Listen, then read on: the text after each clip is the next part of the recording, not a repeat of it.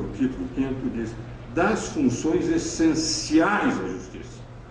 Vale dizer, o Ministério Público e a advocacia, no mesmo nível, são funções essenciais da administração da justiça. Não há um Ministério Público como defensor da sociedade, o Ministério Público como órgão acima de qualquer suspeita, o Ministério Público como aquele órgão julgador de toda a República e de todas as instituições. Não. São funções essenciais a um poder, que é aquele que vai julgar. Ministério Público e advocacia. O 127 ao 132 do Ministério Público, do 133 ao 135, advocacia pública, defensoria e advocacia privada como elementos essenciais da administração da justiça. Só aí já percebemos que o Constituinte colocou com muita clareza um equilíbrio entre o Ministério Público e a advocacia. E, sendo advogado, e procurando também ter essa imparcialidade que teve o meu querido amigo, dileto amigo, Sr. Vicente Greco, eu entendo, não do ponto de vista constitucional, mas do ponto de vista de república democrática, que a advocacia é extremamente relevante e tem uma função que só nas democracias se tem, que é do direito de defesa. O direito de defesa não existe nas ditaduras. Nas ditaduras, o advogado não tem função, ele tem que seguir aquilo que o regime dá. E se nós analisarmos o artigo 5º, inciso 55 da Constituição, Vicente também é não só um jurista, mas um filósofo do direito. E nós sabemos que em direito constitucional, todas as palavras têm uma densidade ôntica e tem que ser interpretada por aqueles que são especialistas. O que é que diz o inciso 55? Aos litigantes em processo judicial ou administrativo e aos acusados em geral são assegurados o contraditório, e aí vem a expressão de ampla defesa. Esse adjetivo não está solto aí. Esse adjetivo tem uma densidade, não é a defesa que é assegurada, mas o Constituinte, saindo de um regime que era um regime de exceção, pretendeu dizer: a nossa democracia, o direito de defesa vai ser garantido de forma ampla. Colocou um adjetivo não inócuo, não inútil, não vazio, mas um adjetivo, uma densidade extraordinária, porque quer dizer, não é qualquer defesa, defesa formal, é a ampla defesa, para que todo cidadão se sentisse numa república com direitos por igual, tendo o direito de se defender e só ser condenado se efetivamente for julgado depois de ter a sua aptidão de defesa. Ora, é evidente que se nós analisarmos o que está nas funções essenciais, não há nada diferente do Ministério Público. Ele tem apenas funções maiores. Basta dizer que os próprios tribunais já se manifestaram sobre funções do Ministério Público no que diz respeito a direitos disponíveis. Sobre a indisponibilidade de direitos, é função mesmo do Ministério Público de defender, porque os direitos indisponíveis estão entre como os direitos difusos, e, evidentemente, não só os direitos indisponíveis, mas também os direitos difusos, aqueles direitos de dificuldade em sua definição. Os direitos indisponíveis são aqueles em que o Estado não pode permitir que o cidadão disponha dele. E o Ministério Público tem o direito de defender. Eu não diria o direito, tem a obrigação de defender os direitos indisponíveis. Mas os direitos disponíveis não. E a jurisprudência, quando o Ministério Público pretendeu também ter o direito de defender a sociedade, os chamados direitos disponíveis, houve jurisprudência contrária ao Ministério Público sobre a alegação se é disponível para o cidadão ele mesmo definir. Se não for direitos difusos, é evidente que ele terá o direito de se defender. Eu mesmo tive um caso interessantíssimo, curioso. Numa cidade que era Ubatuba, os habitantes de uma faixa do litoral tinham a rua que passava em frente de barro. Então eles foram à Câmara e queriam que se asfaltasse. E o prefeito disse: nós não temos dinheiro. Então aconselharam que a Câmara fizesse um projeto de lei, a sociedade de bairros, os próprios moradores, com uma contribuição de melhoria que eles pagariam primeiro para que com esse dinheiro se pudesse fazer. E a Câmara aprovou. E o Ministério Público falou: isso é inconstitucional, isso de rigor é ilegal, e feriu o Código Tributário Nacional, que declara que a contribuição de melhoria tem que se fazer primeiro o trabalho para depois se cobrar. Como é que vai a municipalidade cobrar primeiro? E conseguiu que o juiz local decidisse que realmente aquilo que os munícipes queriam, o Ministério Público não queria, porque estava ferindo. Eu fui advogado, quando eles vieram para o escritório, era francês, Davis, fui a ele e disse: olha, Francis, suspendeu, ele vai ser um absurdo. Se todos os cidadãos querem, como é que o Ministério Público, em direitos individuais disponíveis, se eles querem pagar para terem a rua, por que razão o Ministério Público? E na mesma hora concedeu a liminar, depois evidentemente tudo foi confirmado, fizeram a rua e pagaram por antecipação para que tivessem aquela faixa. Para mostrar que mesmo nos direitos individuais disponíveis, o Ministério Público não pode representar a sociedade, a não ser que a sociedade não queira. Ora, dentro desta concepção, é evidente que o Ministério Público não pode ir além daquilo que constitucionalmente a Constituição lhe deu. Como disse o desembargador Ivan Sartori naquela entrevista do Estado, ninguém está tirando nada do Ministério Público, porque eles nunca tiveram essa competência. E essa competência, se nós examinarmos, ela está com toda a clareza no 144, parágrafo 4. Às vezes a leitura do óbvio é necessária que se leia muitas vezes para que o óbvio possa ser compreendido. Diz o seguinte: as polícias civis, dirigidas por delegados de polícia de carreira, que é claríssimo, incumbe-se ressalvada a competência da União às funções de polícia judiciária. Onde é que está, dos 127 aos 132, o Ministério Público tem função de polícia judiciária, de investigação? Aqui fala polícia judiciária e a apuração das infrações penais, exceto as militares, que é todo um tratamento especial em relação às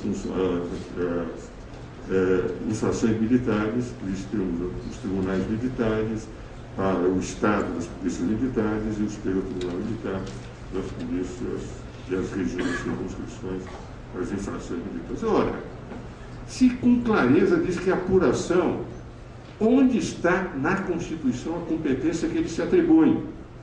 Onde está na Constituição que eles podem ser polícia judiciária? Onde está o que eles podem fazer a apuração? A emenda, o que pretendeu foi dar a exclusividade. Pode, como disse o professor Vicente, não ter sido a melhor redação, embora, se lermos a justificativa é clara. A redação é que não foi, porque, inclusive, conceitos em direito sobre o que é competência exclusiva e privativa, há diversos doutrinadores constitucionalistas que entendem que a competência é idêntica. Por exemplo, a Fernanda Menezes, ela não vê distinção entre competência exclusiva e privativa. Há outros que distinguem que a exclusiva não admite delegação, a privativa admitiria delegação. De qualquer forma, é uma discussão doutrinária que não vem ao caso, porque qualquer que seja, não há na Constituição competência para o Ministério Público fazer. Então, hoje, eles não têm, quando eles se outorgaram numa lei orgânica de ministério, sob a alegação de que eles podem supervisionar, que não tem nada a ver com apurar investigações, que a função deles é uma função apenas de verificar se tudo está ocorrendo. Por quê? Porque eles têm essa função de procurar na sociedade também verificar aquilo que não está ocorrendo corretamente e fazer as denúncias, se for o caso, e pedir as investigações. O direito de requisição não lhe foi retirado. Entende? Isso significa que o Ministério Público nunca teve. Mas como no Brasil, muitas vezes, o óbvio precisa ser reafirmado N vezes, é que surgiu a emenda, porque estavam dizendo. E mesmo as colocações que eu tenho ouvido, e eu tenho grandes amigos do Ministério Público, e respeito, e grandes professores que vêm do Ministério Público, a verdade é a seguinte: eu não posso entender como eles possam dizer, não, nós não queremos tirar a investigação da polícia. O que nós estamos pretendendo é fazer algumas investigações, o que vai dizer, serão seletivos. Essa seleção não será feita por lei, mas subjetivamente, cada um deles poderá dizer, vou investigar isso, vou investigar aquilo, e, evidentemente, não haverá uma apuração. Porque é uma polícia, a expressão na Constituição tem sentido, que se denomina polícia judiciária. É que o delegado é longa-mano do Poder Judiciário. O delegado representa o aspecto vestibular do processo judicial. Por isso, o delegado é um imparcial, como é imparcial o juiz. O magistrado, ele ouve as duas partes. O delegado ouve as duas partes. Todo o direito de requisição, o Ministério Público, tudo que pedir para ser apurado, eu estou convencido que o delegado não vai dizer, não vou apurar. Vai apurar o que pedir. Mas é alguém que está na função preambular do magistrado e aquele que vai presidir um inquérito em que o direito de defesa não pode ser amesquinhado. E o aspecto que me parece mais relevante para nós percebermos a necessidade de compreender a inexistência dos direitos de competências e atribuições que eles se dão, está no seguinte fato. Em direito penal, se nós desconsiderarmos a teoria do domínio do fato, passou a ser uma teoria hoje refletida nas academias, etc., sempre se orientou pelo princípio de que o direito de defesa de tal ordem que indúbio pro réu. Que, aliás, é princípio também próprio do direito tributário. O artigo 112 do Código Tributário também coloca da mesma forma, que na dúvida terá que ser decidido a favor do acusado. Ora, se o juiz é obrigado a decidir na dúvida a favor, vê-se o caso, certa vez, o ministro Moreira Alves, eu contei esse episódio lá na nossa palestra junto com o Dr. Troncon, nós temos um simpósio nacional de direito tributário que realizamos há 38 anos, desde 1976. E há 31 anos, o ministro Moreira Alves, ele abre, ultimamente, agora não abriu ano passado, nem vai abrir esse ano, está com um processo de Parkinson avançado, com dificuldade de andar, mas é uma das grandes cabeças do Brasil. Diziam que o Supremo era o guardião da Constituição e Moreira Alves era o guardião do Supremo. Tal era a importância do Moreira Alves, lembra-se? Né? O Moreira Alves, quando vinha para o simpósio, nós íamos jantar juntos, eu, minha mulher e ele e Evani. E no processo do Collor, à noite, que era uma sexta-feira, tinha terminado o simpósio, eu disse, eu quero ir amanhã cedo para reler o processo do Collor. Com toda a amizade que temos, a amizade que vem de 40 anos, nunca Moreira Alves antecipou um voto. Você é amigo dele também, Vicente. Eu era amigo íntimo, problemas de imposto de renda, ele me ligava, como é que eu faço a declaração aqui, mas nunca antecipou o voto.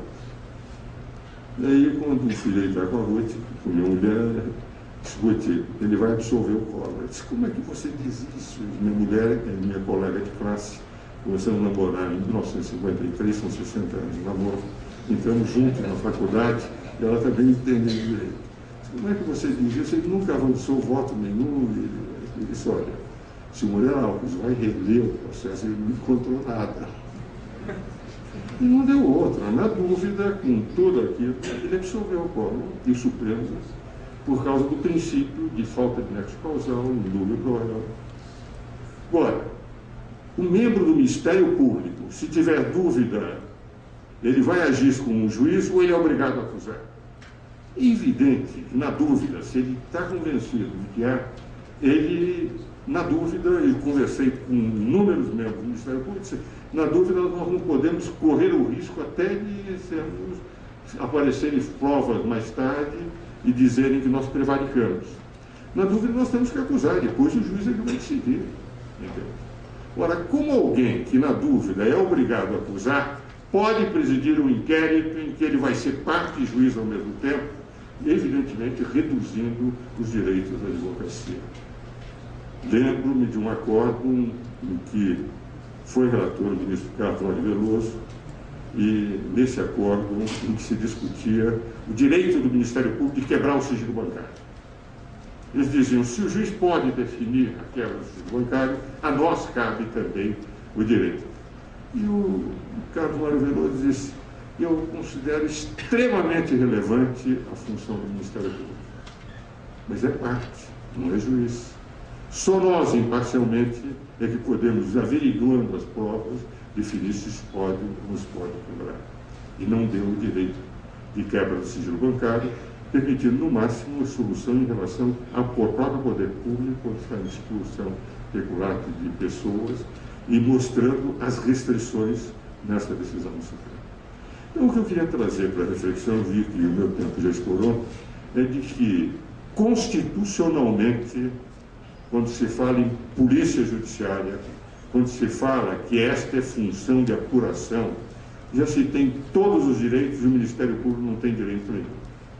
Mas como eles estavam entendendo que poderiam investigar, que poderiam ser parte de juiz ao mesmo tempo, é que essa PEC, a meu ver, foi bem colocada, apesar de uma redação disso insuficiente, mas a justificação dos motivos, a interpretação histórica, a interpretação da intenção do legislador não é a melhor das interpretações.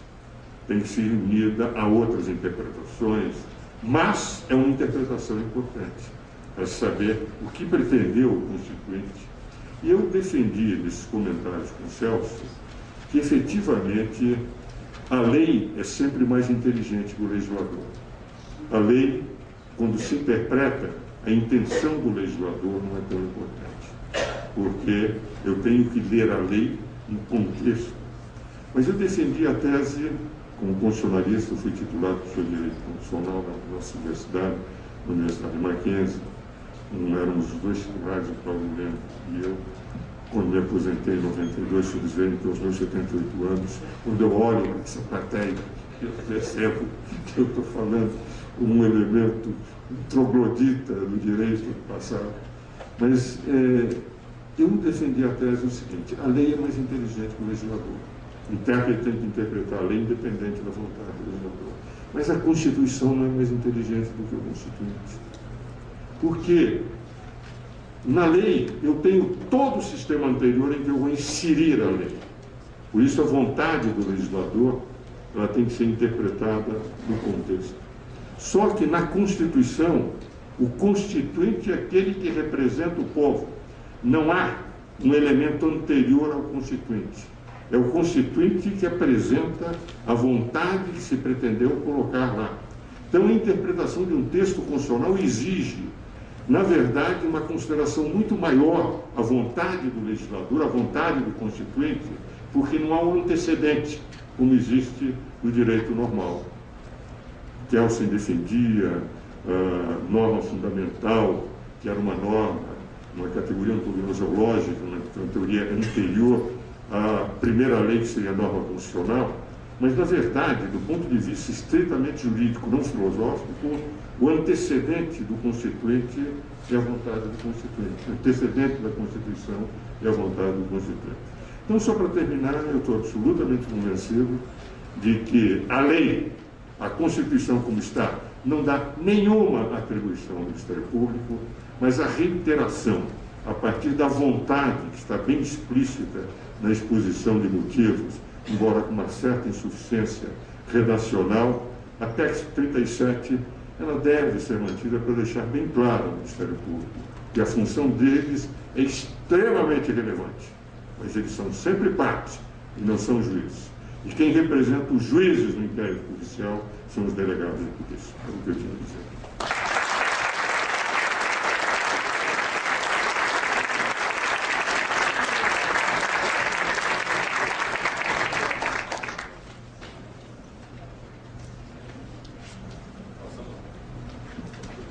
Passamos agora a palavra para o mediador desse painel, que fará a leitura das perguntas da plateia.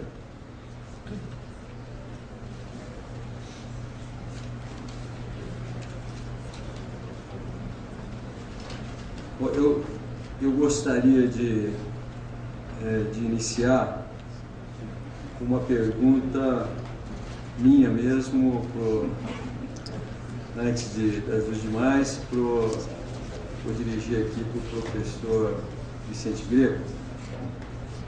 Tem sido afirmado, uma das afirmações nessas campanhas midiáticas, é de que quem pode mais acusar, evidentemente, pode o menos, que seria investigar. E eu gostaria de saber qual a opinião do senhor sobre esta afirmação. Se a acusação é mais que investigação, se assim por diante, se julgamento é mais que acusação. Me parece que não existe essa relação de mais ou menos. Cada um tem a sua atribuição. E, enquanto o professor Ives Gandra falava, me ocorreu também de que muita da prova colhida na fase da polícia judiciária, ela é definitiva. Um laudo não se reproduz, né? Então, tem que ser um órgão autônomo que não seja parte depois para a formulação da acusação. E, além disso, da formação técnica para apurar. Então, parece que não existe essa relação de mais ou menos. E, portanto, não há nenhuma hierarquia entre Ministério Público e autoridade policial. São funções que participam do processo democrático, inclusive, da defesa. Inclusive, eu vi agora decisões de denúncias oferecidas pelo Ministério Público apenas com elementos vindos diretamente ao Ministério Público e que, por HC, o tribunal impediu o recebimento da denúncia e mandou ouvir o acusado. Não, ele tem, mesmo na fase policial, a oportunidade de apresentar a sua versão, a sua posição.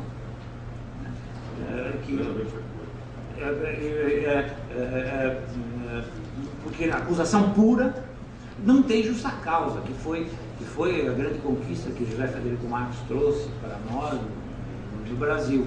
Ou seja, é preciso fundamento para a acusação. E esse fundamento vem de um inquérito policial, que não pode ser daquele que está analisando e preparando a peça acusatória.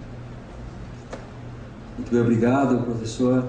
E também iniciando com uma... Acho que ela está já respondida, mas eu gostaria de novamente dar a oportunidade para o professor Ives falar, uma pergunta nossa mesmo. Se com relação a uma investigação feita pelo Ministério Público, se o senhor vê que de alguma maneira isso feriria ou por desequilibrar, como o senhor bem disse, a oportunidade da defesa da acusação no processo subsequente, se essa investigação feita pela parte do Ministério Público, se ela atenta contra os princípios constitucionais, contraditória e ampla defesa, e mais, a pergunta vem agora, né?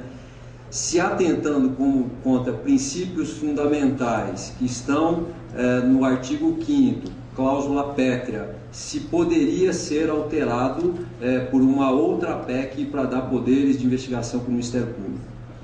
Eu entendo que não poderia.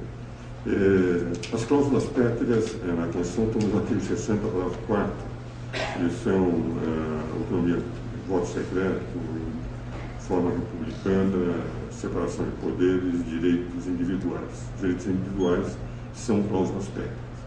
Não são todos os direitos do título 2, mas o título 5º, ou artigo 5º, todos os 78 incisos do artigo 5º são cláusulas pétreas, são modificadas.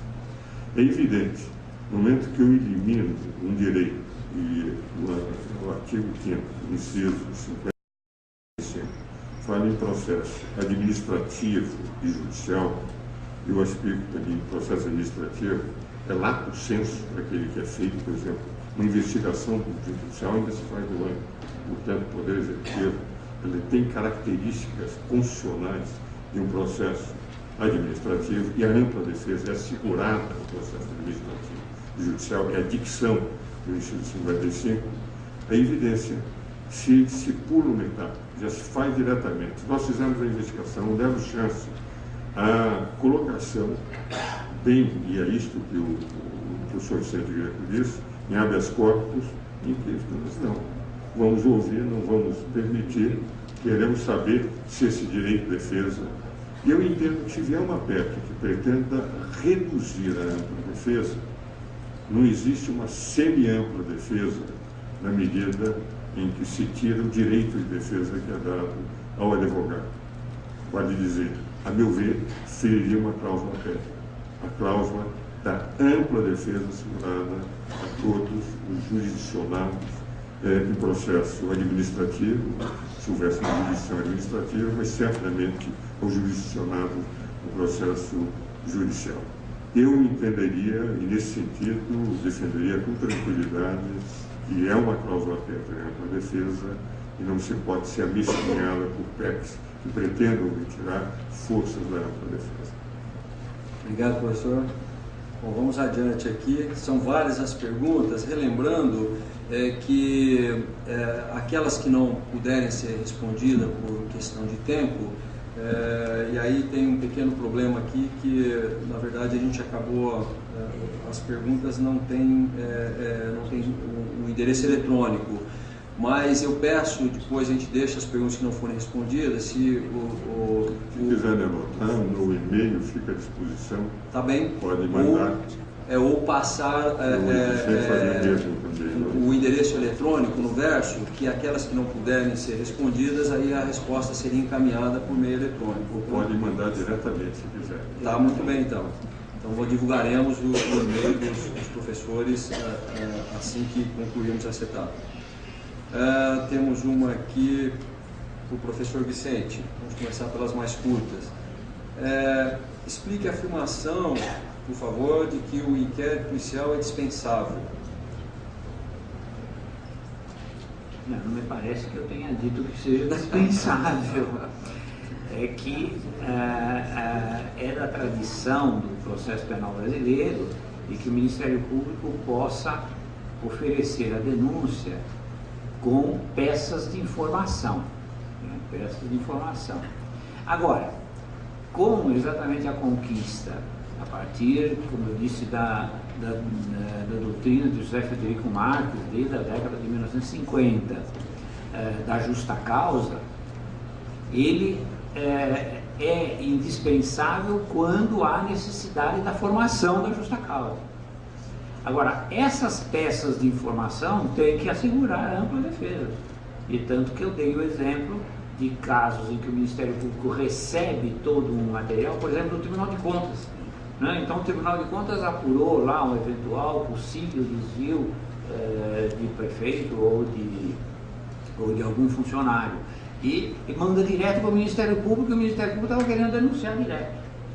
Então, o tribunal tem dito, não pode, tem que formar a ampla defesa. Agora, o que é que deve fazer o Ministério Público? Requisitar a abertura de inquérito, para que ele seja ouvido na sede própria, que é o inquérito policial. Aliás, isso ocorria, e eu já fazia isso desde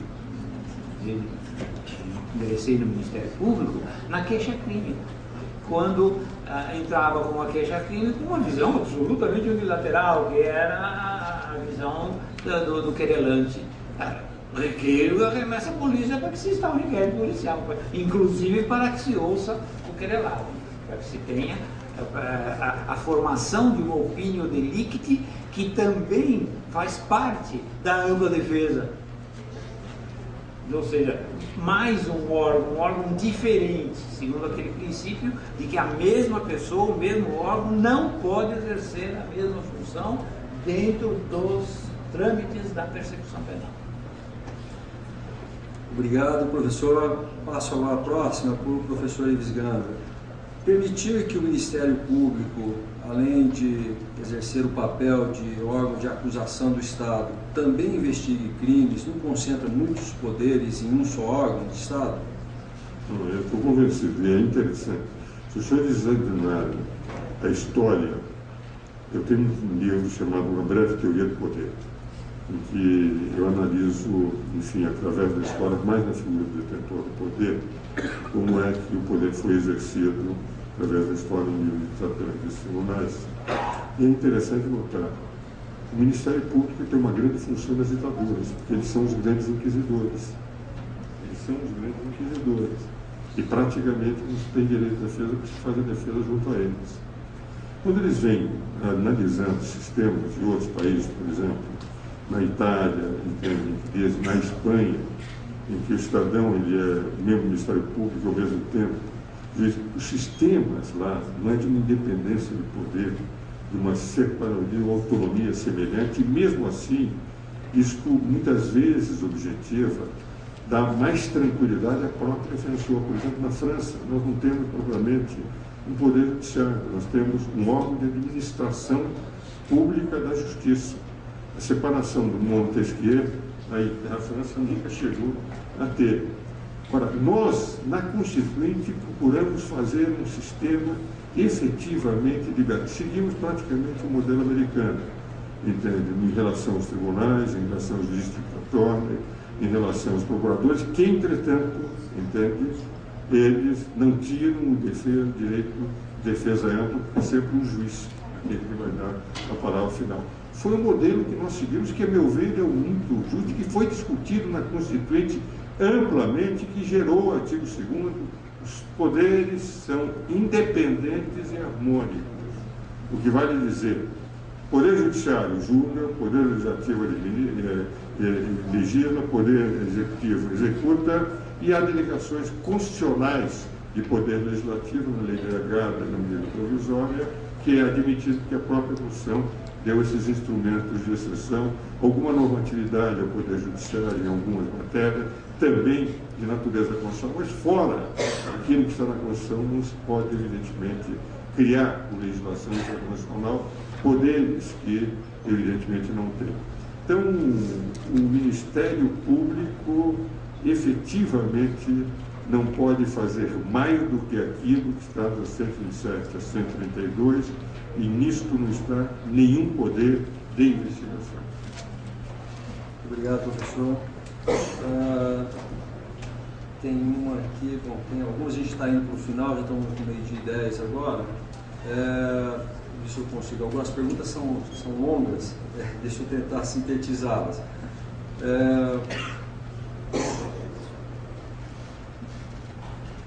Resumidamente, quer dizer que é sabido que nos estados, por vezes, a Polícia Militar atua com o Ministério Público diretamente, sem a Polícia Civil, executando essas investigações criminais. E a pergunta é se isso, resumidamente, vamos dizer que é certo que não tem discussão, o fato de não haver policiais suficientes, tal, mas enfim, quer saber a opinião do senhor se essa investigação feita diretamente, especificamente que fala de polícias militares, apoiando, ou de outra polícia de ordem pública, apoiando a investigação do Ministério Público. Mas acho que, de novo, retrata-se se a investigação, ora feita no sistema atual pelo Ministério Público diretamente, com apoio ou não de outras forças, ela seria legal ou deveria ser legalmente considerada pelo Poder Judiciário? Bom, essas me parecem deformações, né? Me parece que são deformações que teriam que ser corrigidas. Então, se acontece e se preserva para evitar o mal maior de não ter uma resposta social, então se preserva no caso concreto.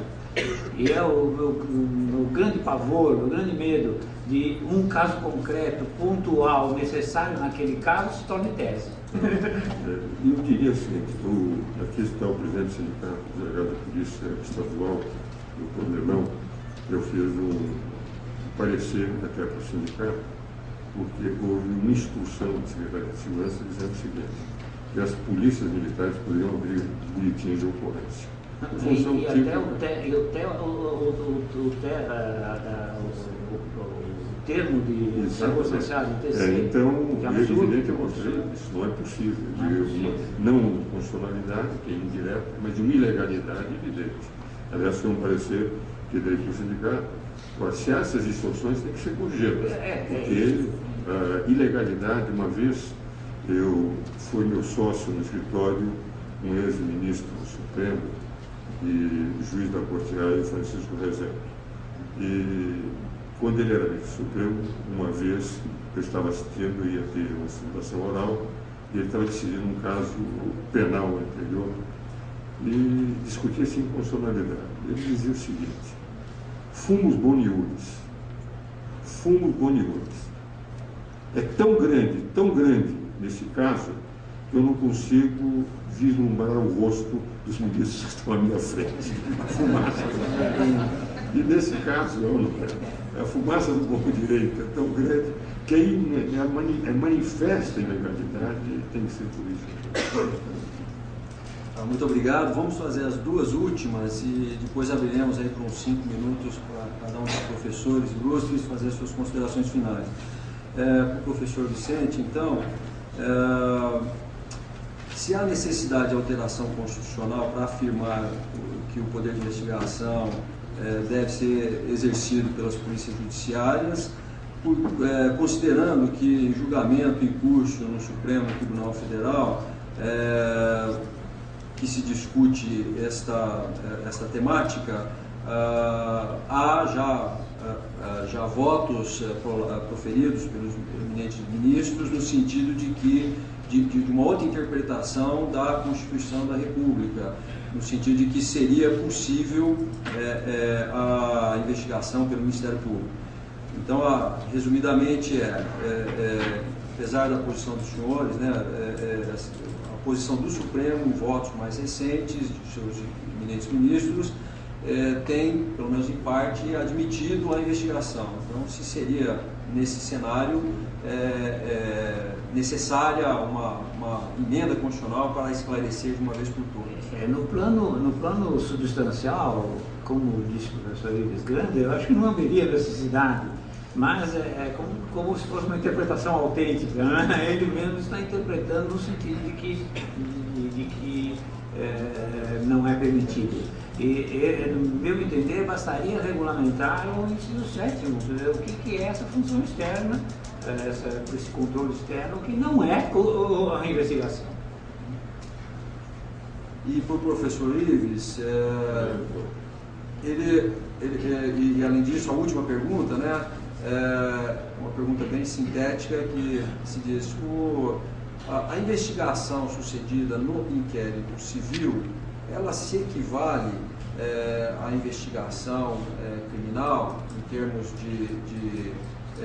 creio eu, complementando a pergunta, de que também seria necessário haver um controle sobre o órgão que executa o inquérito civil?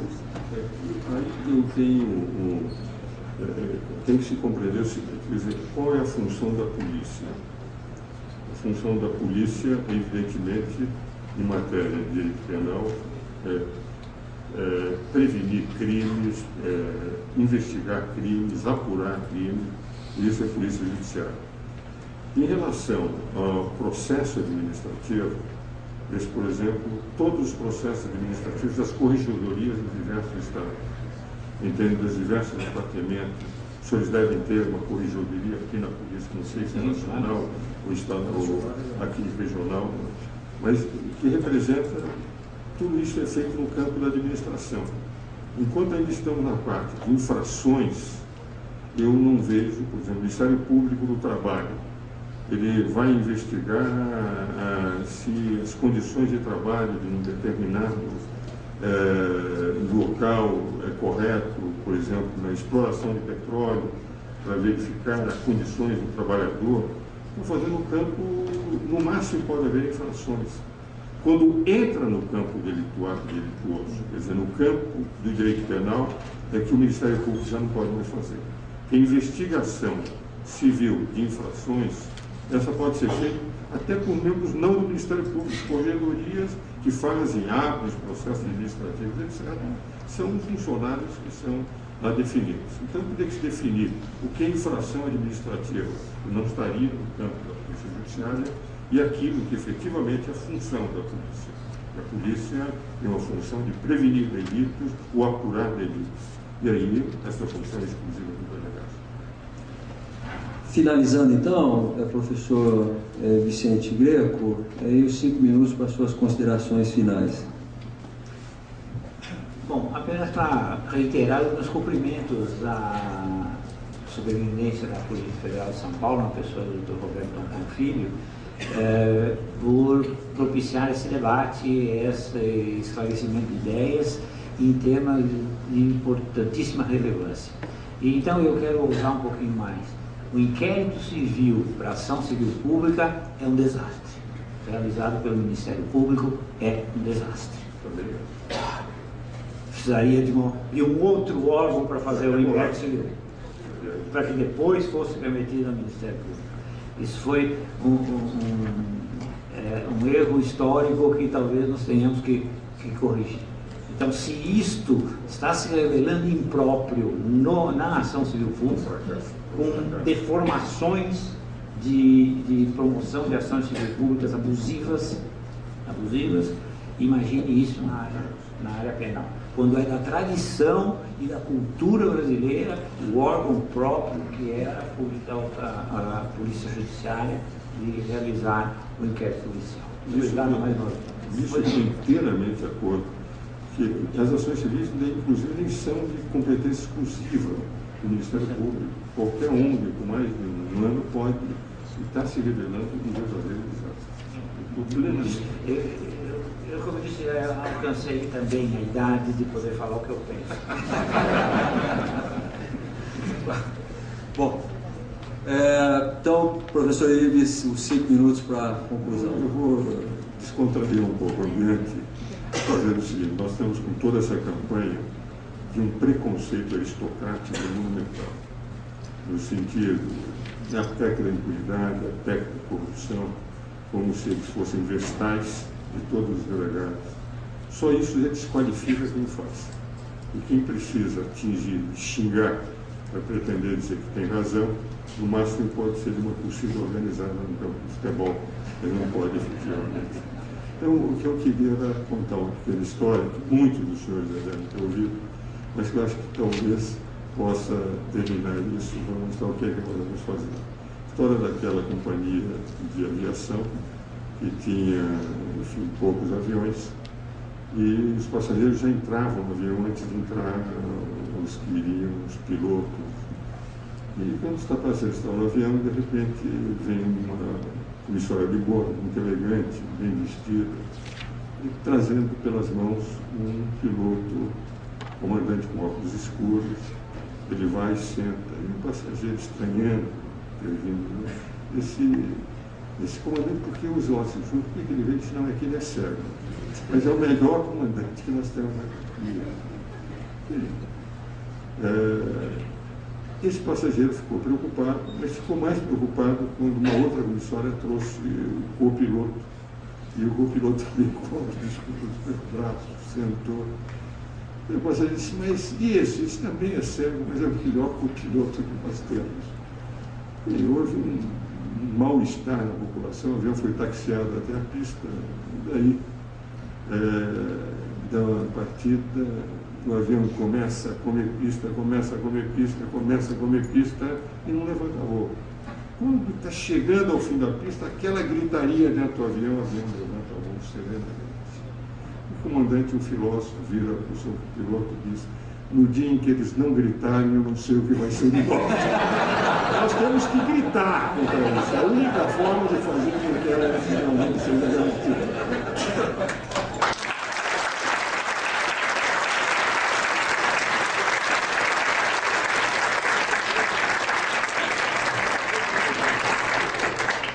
O senhor superintendente prestará uma homenagem aos senhores palestrantes pela brilhante participação nesse evento. Recebe a homenagem o professor doutor Vicente Greco Filho. Professor, é uma singela homenagem, só de agradecimento que eu devo dizer aqui para todos os participantes que, evidentemente, os professores se dispuseram a vir aqui, tirar parte do seu tempo, sem nenhuma remuneração, além da sua disposição, do seu tempo para estar aqui conosco. Tá? Vamos bater uma foto aqui.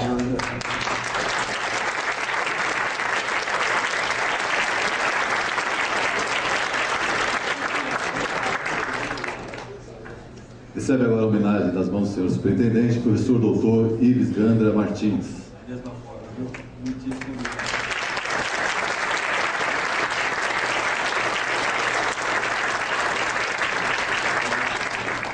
Vicente e eu fiz para o exercício de cidadania. Exatamente.